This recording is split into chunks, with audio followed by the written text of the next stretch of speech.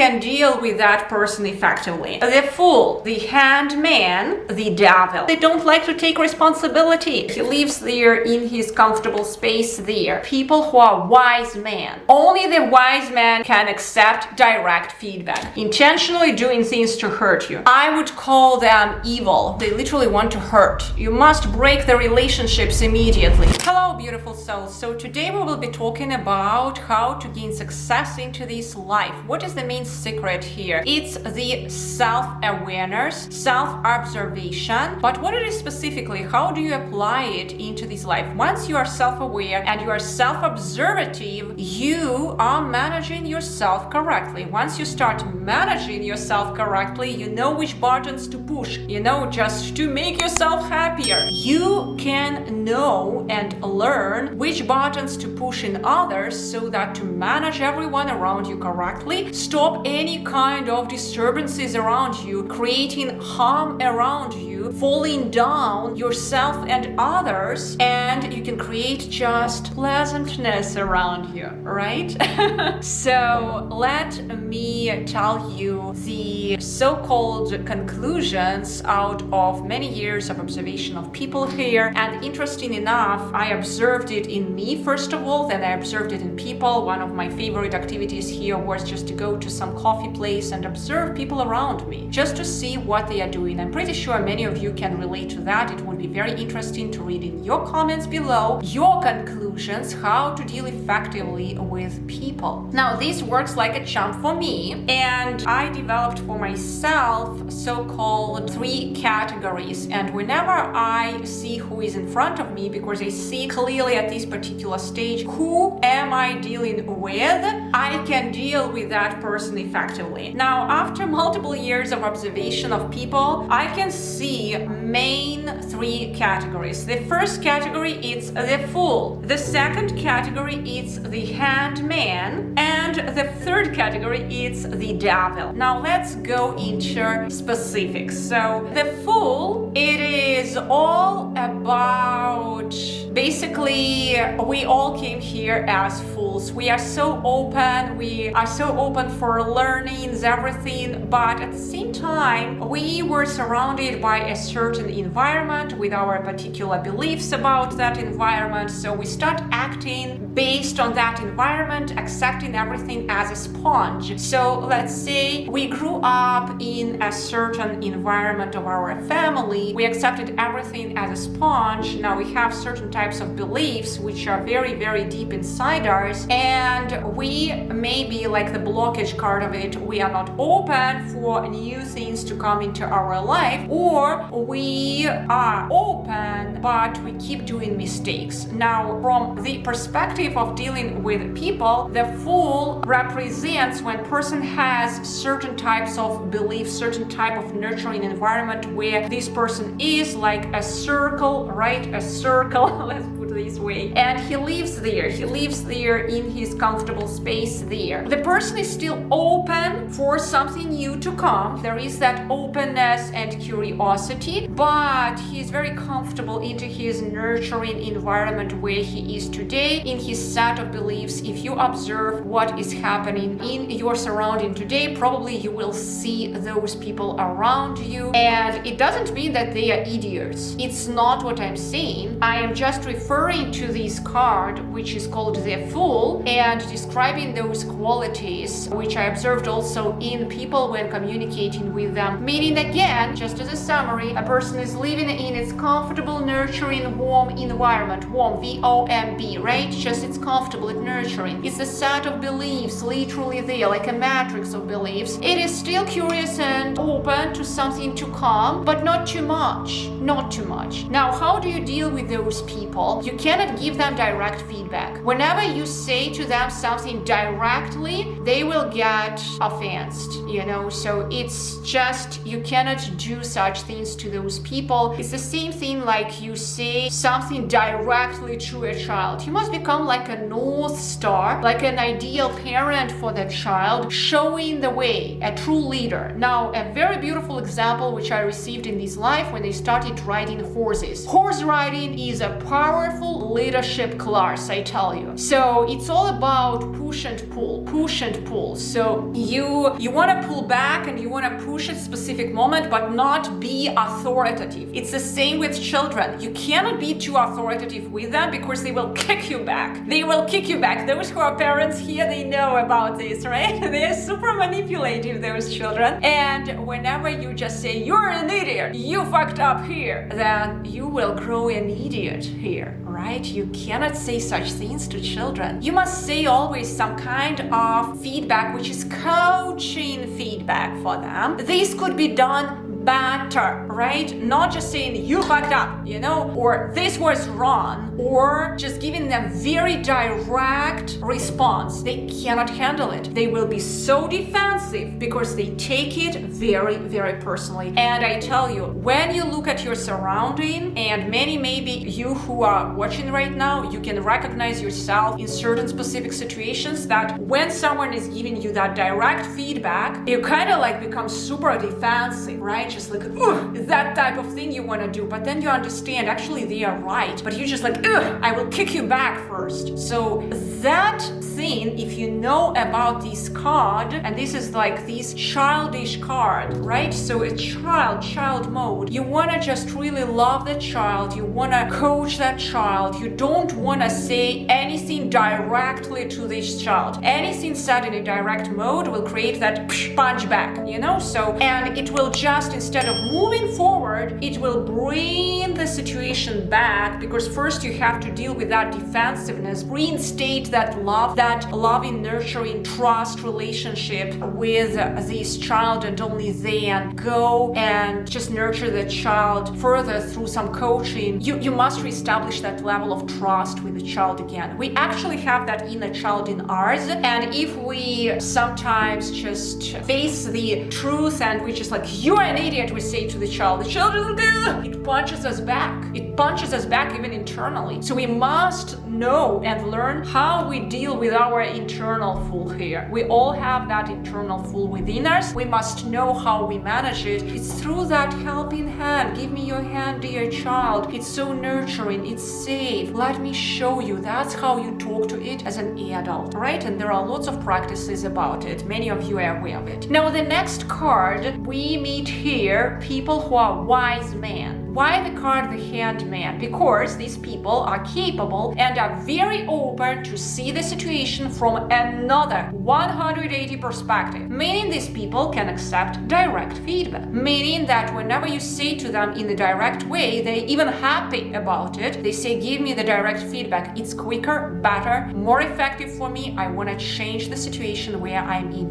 Now, this type of people, I didn't see them quite often here in this reality, but when I see them, I immediately give them direct feedback with request and permission. I am asking, are you open for this direct feedback? And they say yes. I don't only watch what they say, I watch their body language, because through body language you see. Because these guys may say yes as well, but they don't mean it. If you ask that to a fool, you didn't identify it's a fool in front of you, they say yes, give me direct feedback, but then so you don't want to deal with this, right? So clarity, being in that Buddha-like state only allows you to see correctly. And even if you did that mistake and you see a whining child in front of you, immediately you want to reestablish that trust, helping hand, so that the person would feel first of all safe. Okay? Only the wise man here can accept direct feedback. One of the most wise men here, which works I read here, was Marcus Aurelius. I strongly recommend you guys this book, which is called Meditations. Marcus Aurelius, amazing book just to meditate with yourself. As I mentioned to you, you can use either repetitive hand activity, right, like shuffling your cards, or I'm pretty sure many of you can be readers. So this is one of the most powerful books which I've ever read, and I still keep rereading it. Marcus Aurelius was that type of hand man, exactly.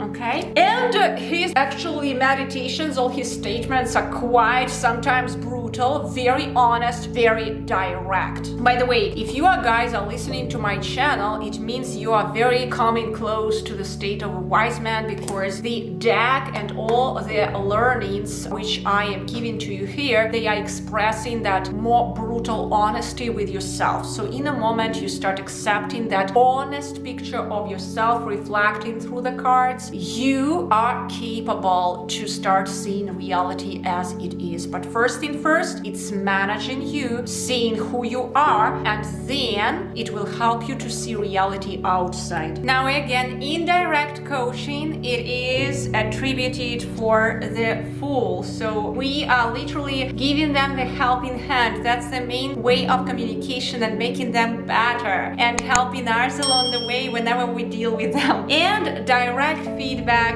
for wise men and women, when they are in this stage, they can accept that direct feedback. Now be aware of also one more quality of the Fools. The Fools actually want to play around. They don't like to take responsibility, while the wise men always are about taking responsibility. So responsibility code is attributed for the wise man when we are willing to see and accept another perspective and change the way how we think, open up ourselves for something new to come. Now if we get stuck into our comfortable reality, we are still into that VOMB, warm reality, right, of our mother, and we are not truly willing to change too much, then this explains why we are not accepting that direct feedback, why we are not willing to take too much responsibility. And then it explains why, for example, I was dealing with, I was a manager in a big corporation, and I remember how people were different in that attitude, and I could assign, for example, certain tasks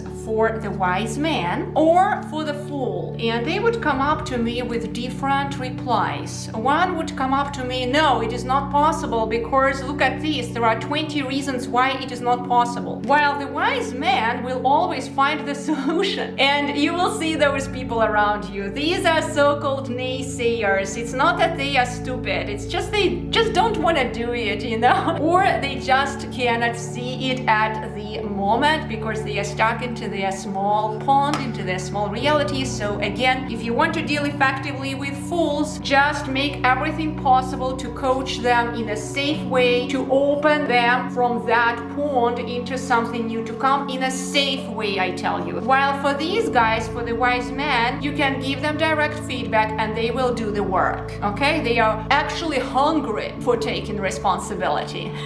They will always find the way how to do it. Now, when we were dealing with managers in our company, we were always seeking for people who could find the solution, meaning you always find for those who can take that responsibility for them. It is very hard when you hire a person for a managerial position who, for every kind of problem which you assign to him or her, they will come back to you with 20 reasons why it cannot be done. So you just don't really go against the stream. You find appropriate mindset for the appropriate position. And this, by the way, may explain to you why if a person gets stuck into that full mindset, even if he has a high IQ, he may not get promoted into the job, because the managers above him see that for every problem he comes with lots of naysayers, like he says no to it with a logical explanation, while they want him to push through and find the solution. All right, now another category which we still didn't discuss is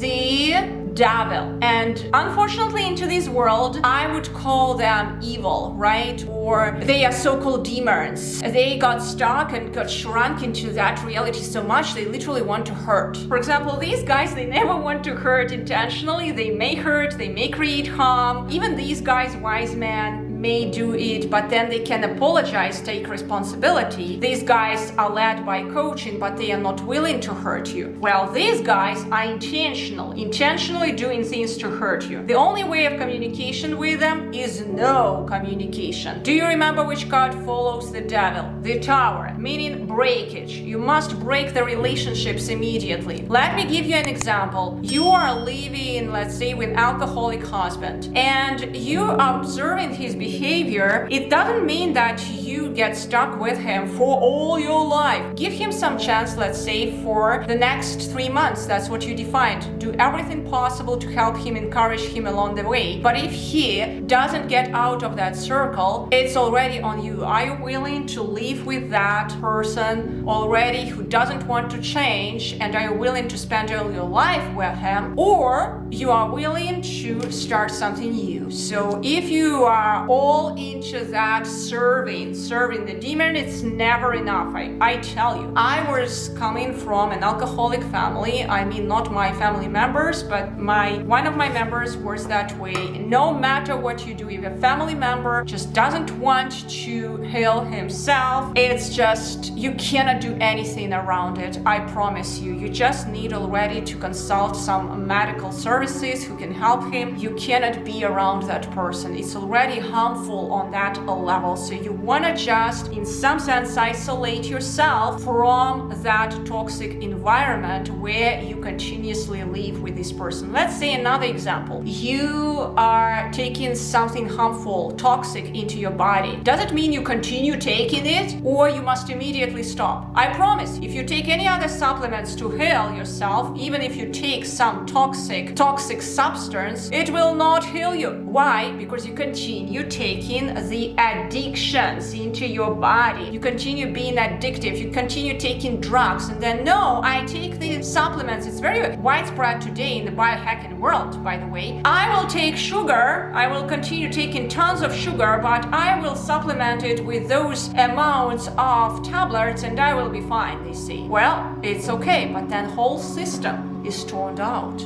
Okay, so we always must see what we are doing with ourselves. Or I've seen other examples when neurofeedback is so much spread today, and then people just, without fixing themselves in some sense from within, they do those neurofeedback sessions again and again and again, and then what's happening is, it's just like you don't fix the core reason. The core reason, you are not really living Buddha. You are using the external machines to fix you, and in some sense, the inner demon is still there. It's still there. You must say no when you identify that demon. You must externalize yourself. Now, I don't take sugar, for example. I stopped taking sugar for a while. It took me a certain process to do that. I stopped my relationships with the sugar because I perceived it as an addiction. I literally perceived it as the villain, as the demon. So it took me a while to distance from it. And once I distanced from it, what happened is that